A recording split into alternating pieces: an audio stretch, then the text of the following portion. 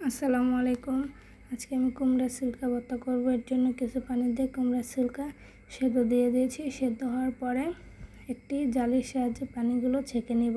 তারপরে ফ্রাই প্যানে তেল দিয়ে দিয়েছি। তেলটা গরম হলে শুকনো মরিচ দিয়ে দেব।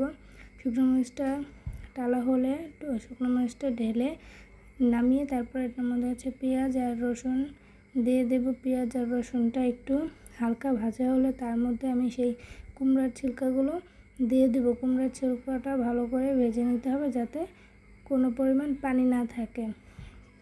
ভালো করে আমি প্লেটে ঢেলে নেব। ঢালার পরে একটু ঠান্ডা হওয়ার জন্য অপেক্ষা করব। যে সিল্কাটা একটু ঠান্ডা হওয়া পর্যন্ত অপেক্ষা করার পরে দুটি শুকনো মরিচ আর 1 চামচ লবণ নিয়ে নিয়েছি। লবণ আর মরিচটা আগে বেটে নেব। তারপরে কুমড়া সিল্কাটা নিয়ে নিয়েছি কিছু পরিমাণ, নিয়ে বেটে নিব। তারপর আর কিছু পরিমাণে যে রয়েছে এগুলো বেটে এই যে আমার ভর্তাটা কমপ্লিট। এখন গরম ভাতের সাথে পরিবেশন করলেই হবে। আজকের ভিডিওটি এই পর্যন্তই।